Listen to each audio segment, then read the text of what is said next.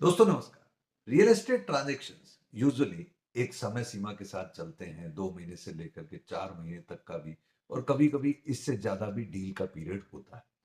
और इस दौरान अगर एक बायर सेलर अपने आप में कोई ट्रांजैक्शन में एंटर इनटू करते हैं, यानी कोई sale agreement kind of position लेते हैं, तो बायर सेलर को एक बयाना राशि, एक एडवांस राशि अपनी ओर से देता है कि हाँ साहब, मैं आपकी 50 लाख की प्रॉपर्टी ले रहा हूँ, तो आप ये 1 लाख 2 लाख रुपए एडवांस के रूप में रखिए।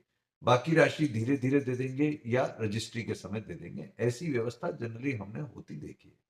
अब इस शॉर्ट में आपके समक्ष 2 इंपॉर्टेंट टैक्सेशन इम्पैक्ट इस एडवांस की राशि से संबंधित रखता हूं कि कभी-कभी ऐसा देखने में आया कि ट्रांजैक्शन फ्रूटफुल नहीं हो पाता, ट्रांजैक्शन अल्टीमेटली अपनी शेप नहीं ले पाता, या आप मान लें सौदा कैंसिल हो जाता है। और सौदा कैंसिल होने पर एक लड़ाई या एक विवाद उत्पन्न होता है with regard to advance money which was paid by the buyer to the seller. तो क्योंकि सौदा हुआ नहीं, तो बायर कहेगा कि साहब मेरी राशि वापस करिए।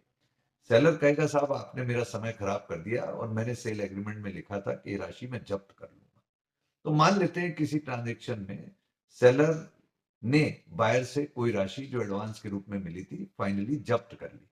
तो ये जो राशि आपने फॉरफिट करी, जब्त की एज अ सेलर, उसका टैक्सेशन आपके हाथ में क्या होगा?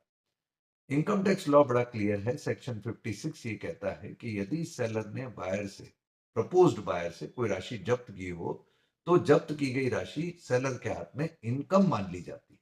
ठीक है साहब। कौन सी income? Income from other source, not capital gain. अब बात कर लेते हैं बायर की, जिसको नुकसान हो गया। वो एक प्रॉपर्टी परचेज कर रहा था, उसके लिए उसने कोई बयाना राशि दी, फाइनली ट्रांजेक्शन हुआ नहीं, बल्कि उसकी राशि और जब्त हो गई। तो बायर के लिए ये जो लॉस है, अनफॉर्चुनेटली ये कैपिटल लॉस माना जाएगा, और इस प्रकार के कैपिटल लॉस का कोई डिडक्शन, कोई set of income tax law में वर्तमान में उपलब्ध नहीं है। तो आपने दो चीजें यहां पर मेरे साथ समझी। From the point of view of seller, proposed seller जिसने राशि जब्त करी पार्टली या फुली, उसके लिए वो राशि इनकम फ्रॉम अदर सोर्स मानी जाएगी।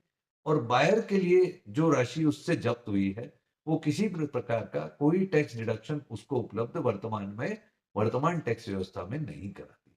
तो ये दो अंडरस्टैंडिंग आपको आई होप कुछ और क्लैरिटी उपलब्ध कराएंगी, यदि किसी ट्रांजेक्शन में इस प्रकार का कोई फॉरफीचर ऑफ एडवांस राशि होता है तो। Thank you. जय हिंद।